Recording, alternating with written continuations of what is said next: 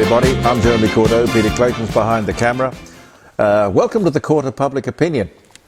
It never ceases to amaze me that every Monday, Tuesday, Wednesday, Thursday I sit here in the garage, Pete and I, bringing you some thoughts, mind droppings, I don't know what you'd call them. There is never a shortage. Always things, as I sit here on this chair, which many years ago, it's a lovely old green Chesterfield. I must tell you, it's not in the best of condition, but for years, because as you know, one of our sponsors, these lovely people, Elders Fine Art, this was the brochure from their auction a few weeks ago. Elders Fine Art, Jimmy Elder and Helen, one of our sponsors. Their gallery is in Melbourne Street, North Adelaide, and I'll give you a phone number in a little while if you'd like them to come out and give you an appraisal of a piece of art. The reason I bring it up is that years and years ago, when I went to his gallery and I saw these chairs, and I said to him, if ever you want to sell them, give me first refusal. Let me know if you want to sell them. Anyway, years later, oh, it must be, I don't know, 15 years later, he rang me up and he said, Jeremy, I'm going to sell those chairs. Do you want to buy them? I said, yes. And I didn't do a terribly good deal with them because, you see, I wanted them. And they are, oh, I don't know, they've got character. Now, I think the word is patina, which is another way of saying age, wear. Pete, it's what we have. Yeah, we're certainly getting there, that's for sure. We have patina. But I love sitting in this chair. I've got actually the very happy situation that things that I liked years and years ago, I still like today. I'm not fickle, in other words, if I could put it that way. Where do I start with the stuff of the day? Let's start with Alice Springs. Let's go to Central Australia, which is out of control. Alice Springs is the one in the news. Well, I guess you've seen the footage.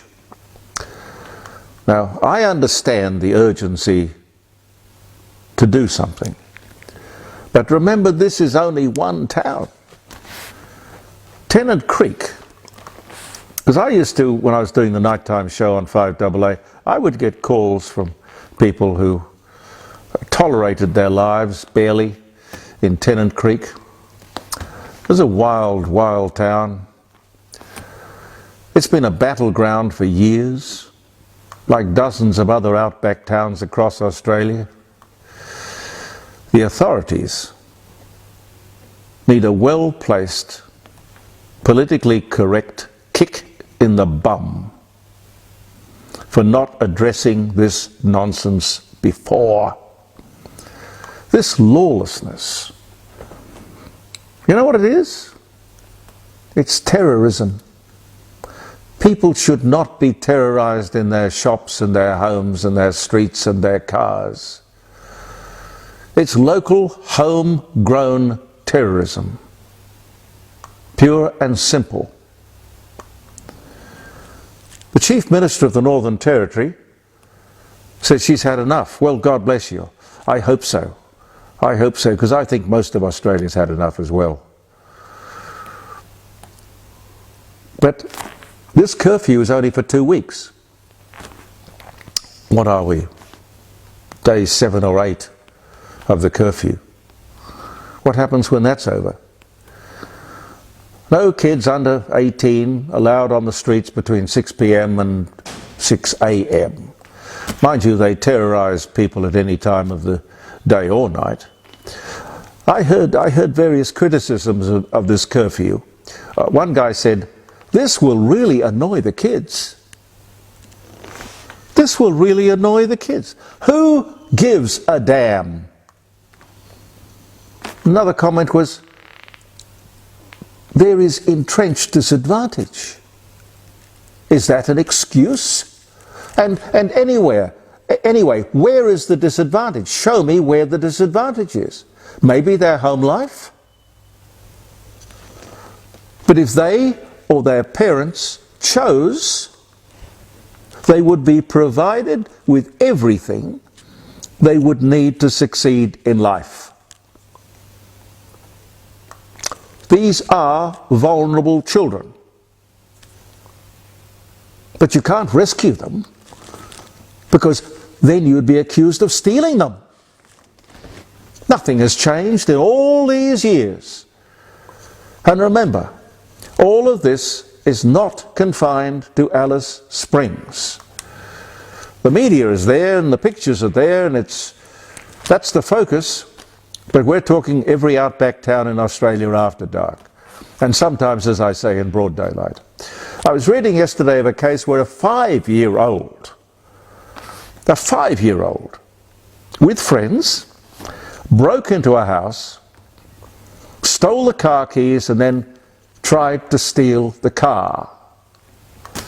These kids terrorize every community in the country.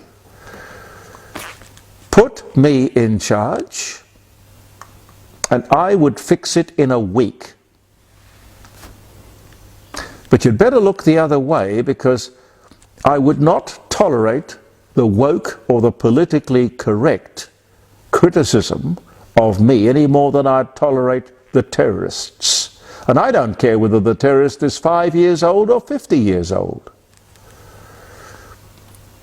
I personally believe anyone could fix this problem if he wanted to. But you have to stop tiptoeing through the tulips. Deal with it. You would have the backing of every fair-minded Australian, black or white, in this entire country. And I'm sure you'd have the support of the elders.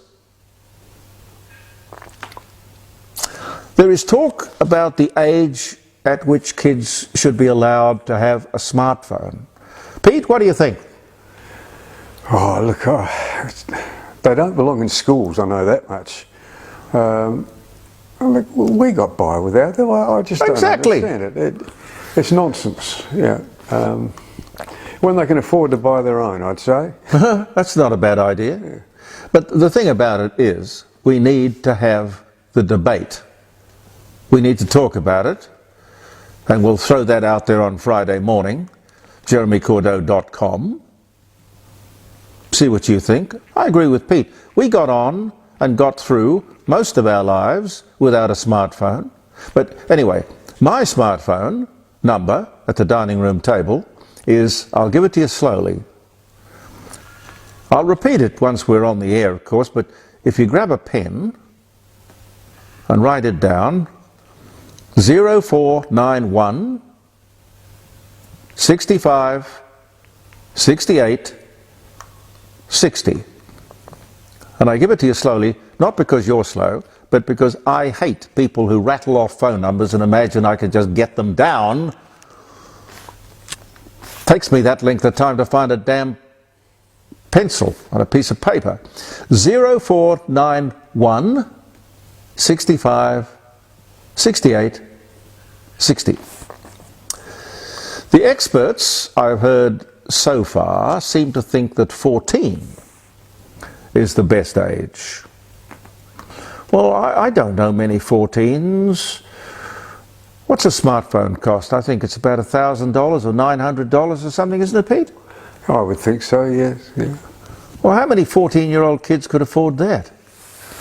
And as we say, millions of kids have got through their education in their teens without smartphones. There's no doubt that they are a distraction, but useful. And I've got no doubt that they're going to get more useful in the future. There's nothing that you can't do on a smartphone, to use a double negative. The technology, the features, the apps, amazing. But what's that going to do to young developing brains? See, if I was doing this story, I would probably try to talk to a neurologist, a brain surgeon, because, you know, the brain is a plastic thing. If you don't use it, you'll lose it. We have all kinds of smart devices. You know, we've got desktops, laptops.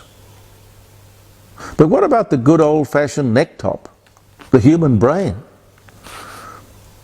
Means like we sort of come quite prepared to tackle anything in life. We've got all the equipment, in other words. But, you know, like muscles, the brain has to be used. The attempt by the federal government to rush through legislation that would prevent another High Court decision, which, as you know, ultimately turned known and dangerous criminals out onto our streets. Oh, there was an attempt to put ankle bracelets on them and keep an eye on them, but I think that was a total failure. Now, this latest attempt, because they suspect there is another batch on its way,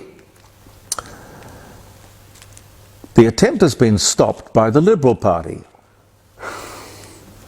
Now, I know what you're thinking. Reading between the lines, and I'm not a particularly political animal, but I reckon they feel that this is Labor's Achilles heel. Coming up to the next election, their Achilles heel. Next election about a year away, they probably realise that they have to do something to stop another 149 criminals walking free, which is fine. But the Libs would want to do that, but that's not going to stop them playing politics, putting a spoke in Labor's wheel, hanging them out to dry. They put themselves, meaning the government, in this vulnerable position because they had this sort of emergency legislation power. They could have prepared something like this before the last High Court decision. They had plenty of warning, plenty of time, but they didn't do it because, as you know, and I've said it before, I don't believe their heart, the government's heart, is in border protection. So the Liberal Party is simply saying, bring it on, we're not going to help save your bacon. It's smart politics, but it's definitely not helpful and not what you'd call patriotism. But here's the truth.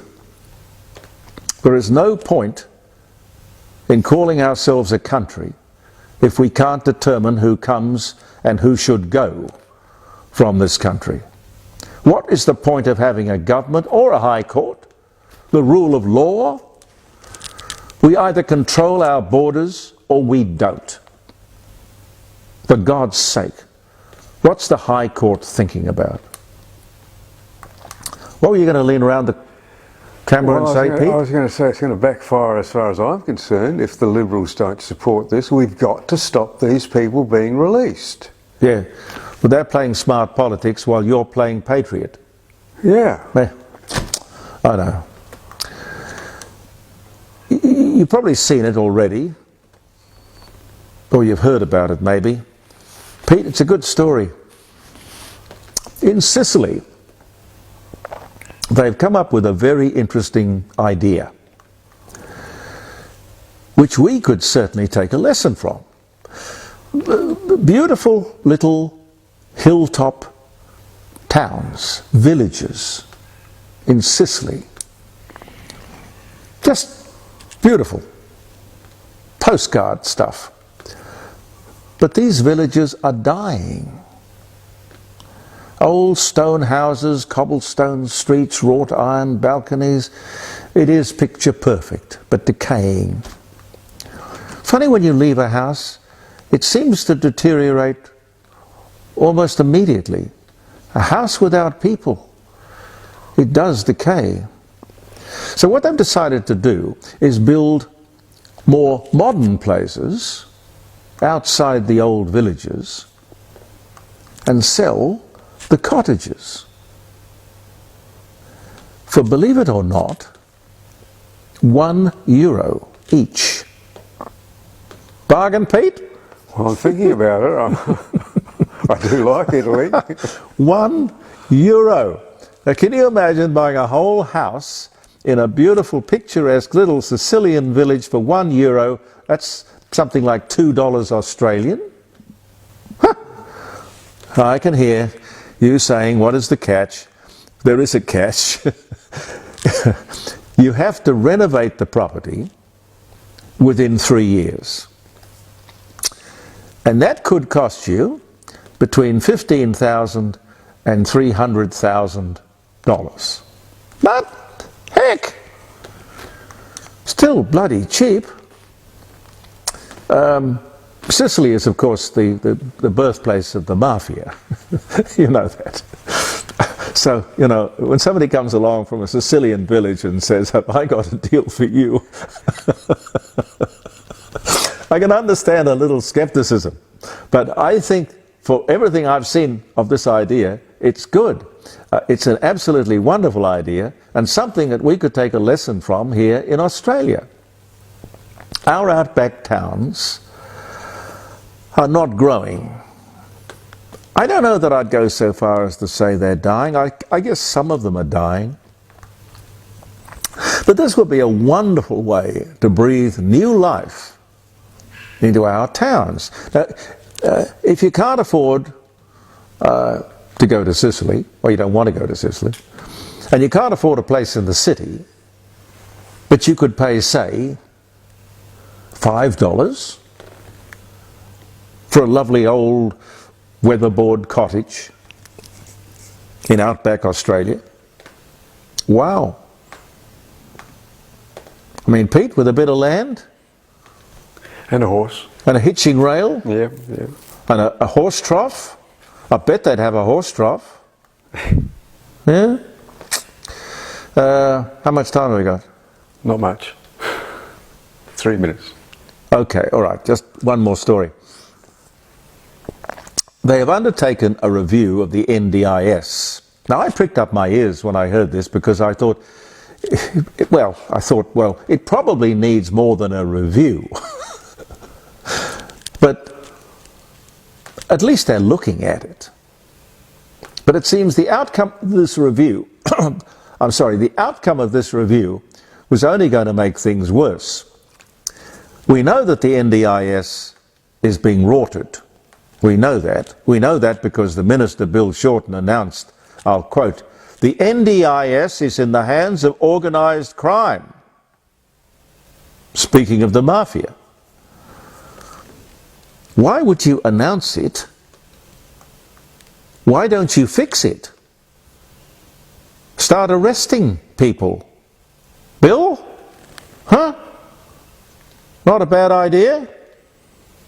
But you know what they're doing? They're sending out a letter to every NDIS recipient, 700,000 of them, 700,000 letters, setting out how to avoid the scams.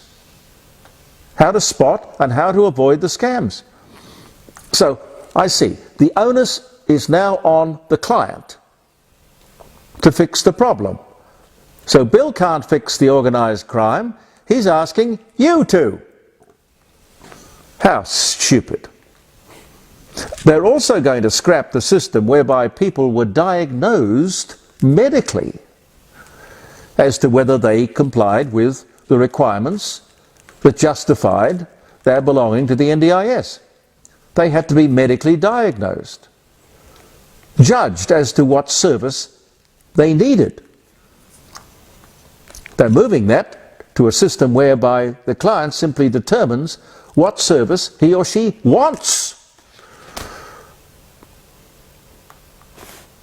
Don't you think that may open the floodgates even to more rorting, if it's possible? God help us. God help us. What do I do with my glasses? Pete? Oh, there. There they are. Okay. Some birthdays, and then you got a song. Oh, we might put that Kathy Mateo one on. Okay. Ah, yes. The Emmylou Harris was great. Yes, yes. Right. Oh, yeah. We had some problems the other day when I think it was maybe that the whole show was too long or something. Well, we don't know. It might have been because the Shania Twain song was copied. I don't know, but something went wrong, and I had lots of calls from, well, messages. Now that's the other thing I've got to do something about, because I used to be able to sit down and reply to people who sent me messages here in the Court of Public Opinion on the Facebook page. There was a little button at the bottom of the comment that was sent in by so many people, and I thank you for all your comments. There was a little button that said reply. So I just pressed reply and made a comment or thanked you or whatever. There's no reply button now. So I have no idea what to do to reply. Perhaps I have to do it generically and tell you thank you for all your comments. But happy birthday if you're having a birthday or a wedding anniversary. April the 3rd. Christ was crucified on this day at the age of 33.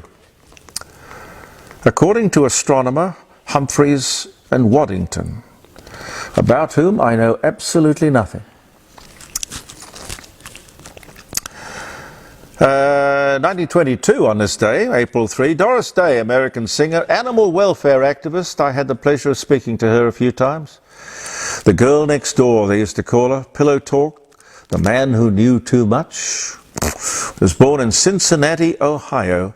She died in 2019, but she was born on this day in 1922.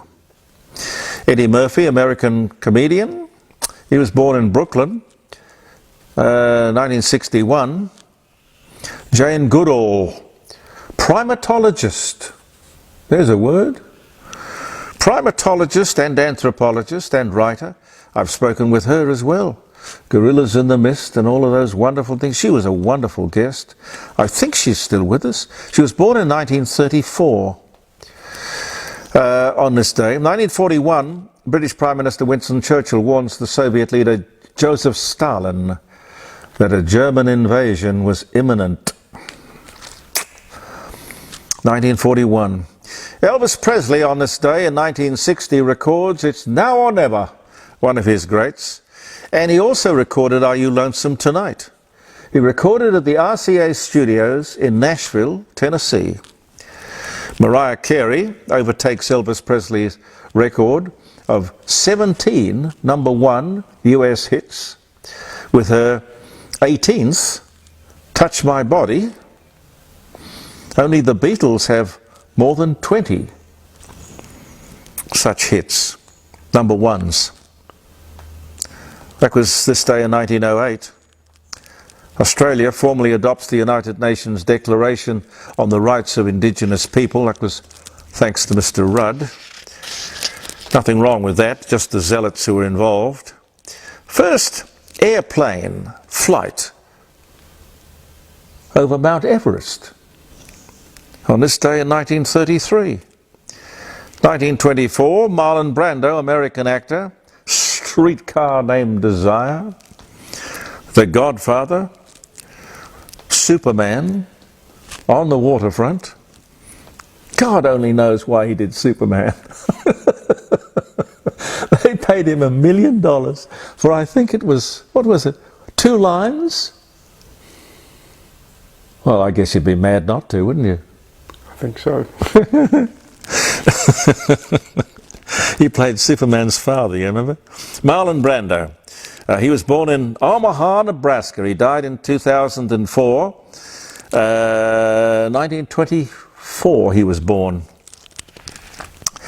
We'll leave it there. Thank you so much for viewing the Court of Public Opinion. We'll leave you with Kathy Mattea. Peter Clayton and I will be back tomorrow. I'm Jeremy Cordeaux. Believe in yourself, and goodbye for now.